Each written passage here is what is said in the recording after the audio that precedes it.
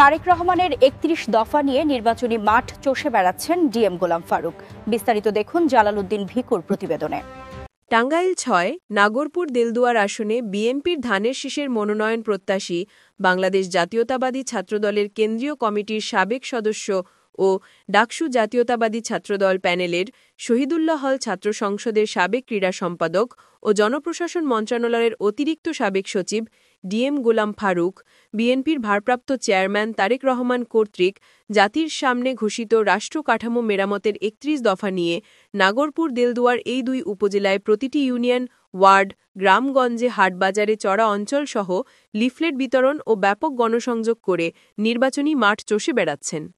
আজ বুধবার ২২ অক্টোবর বিকালে টাঙ্গাইলের নাগরপুর উপজেলার দেলদুয়ার উপজেলার লাউহাটি বাজার, ফাজিলাহাটি বাজার সহ বিভিন্ন এলাকায় বাংলাদেশ জাতীয়তাবাদী দল বিএনপির ভারপ্রাপ্ত চেয়ারম্যান তারেক রহমানের ৩১ দফা বাস্তবায়নের লক্ষ্যে লিফলেট বিতরণ ও ব্যাপক গণসংযোগ করেছেন। অতিরিক্ত সাবেক সচিব ডিএম গোলাম ফারুক বিএনপির ভারপ্রাপ্ত চেয়ারম্যান তারেক রহমান কর্তৃক জাতির সামনে ঘোষিত রাষ্ট্র কাঠামো মেরামতের ৩১ দফায় কৃষক, শ্রমিক, গ্রামগঞ্জে খেটে খাওয়া দিনমজুর মানুষের ভাগ্য উন্নয়নের কথা জনগণের মাঝে তুলে ধরে প্রতিটি ইউনিয়ন পর্যায়ে, গ্রামগঞ্জে, হাট বাজারে মতবিনিময়, লিফলেট বিতরণ ও নির্বাচনী মাঠে গণসংযোগ করে বেড়াচ্ছেন। আগামী জাতীয় সংসদ নির্বাচনে বিএনপির ধানের শীষ প্রতীকে ভোট দেওয়ার আহ্বান জানান তিনি।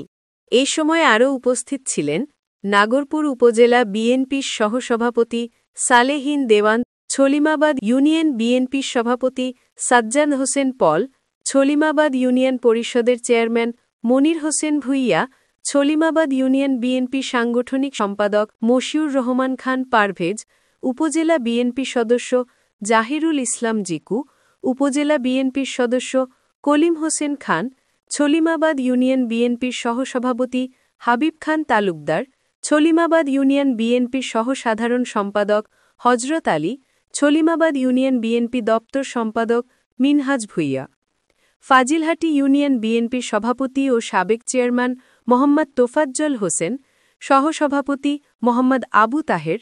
দেলদুয়া উপজেলা ওলামা দলের সভাপতি আলহাজ বাচ্চু শিকদার,